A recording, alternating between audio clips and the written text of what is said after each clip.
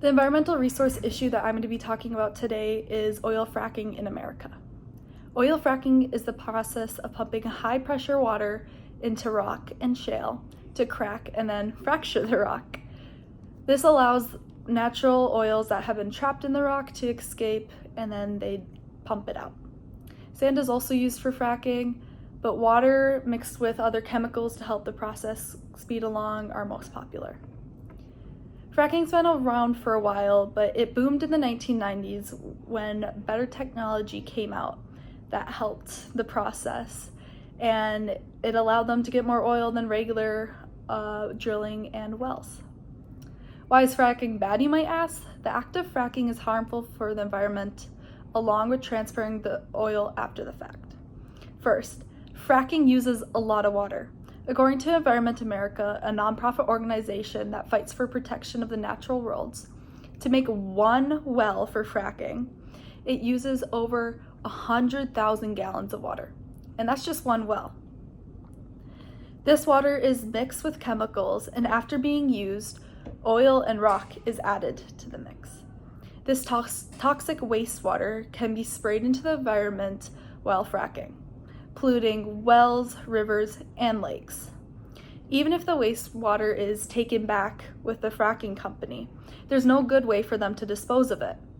So there's really nothing you can do with that destroyed water. That's taking water away from humans as well. Fracking and transferring oil destroys natural lands. Many buildings and pipelines need to be built for the actual fracking process. To build them, they have to cut down trees and clear-cut land, disturb the soil, and reshape the land. This destroys wildlife habitats, leaving wildlife even more vulnerable. I believe that this problem is America's biggest concern right now because we have a presidential organization that is trying to increase the oil production in the US. President Trump is aiming for America to be more independent with oil, as we still use oil from foreign countries. This independence would mean we would have to increase the amount of oil that we are making on American land. This increase would bring new fracking wells, and President Trump wants to use federal lands for these new wells. Federal lands such as national forests and public lands.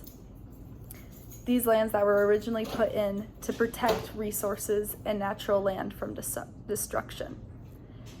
These new wells will come with pipelines and pollutants that will leak into these natural lands and leave them unusable and destroy the resources that they are trying to protect within. The minute fracking became part of Trump's campaign was the minute it gained a lot of traction and became important. This opposing threat of increasing wells and destroying natural forests have brought the issue up to a head for many environmental advocates. Petitions are being signed to protect lands like the Boundary Waters and other natural forests. Organizations like Conservation Lands Foundation are raising money to support these threatened lands. Finally, bigger companies are switching to renewable energy to not rely on the oil industry anymore. An example is Google, who switched in 2017 and has stayed green since. Now, what about the companies and organizations that refuse to make a switch? What will happen if oil fracking really does increase as the campaign is saying it will? Some of the long-term and short-term effects are these.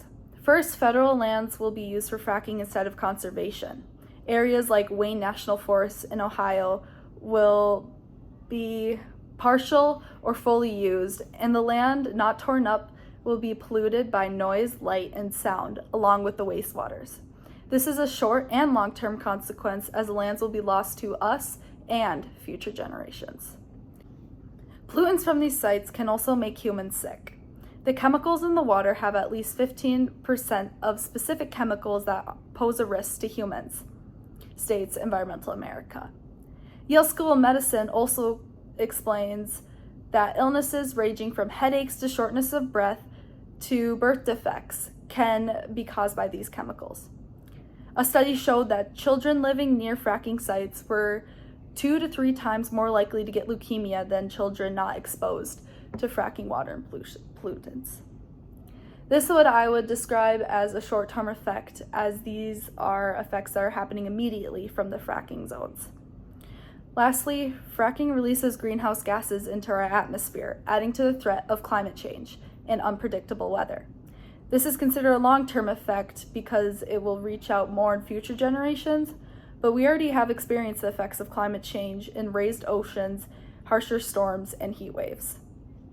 If the problem of fracking for oil continues, it will rip not only the ground apart, but ecosystems in a whole.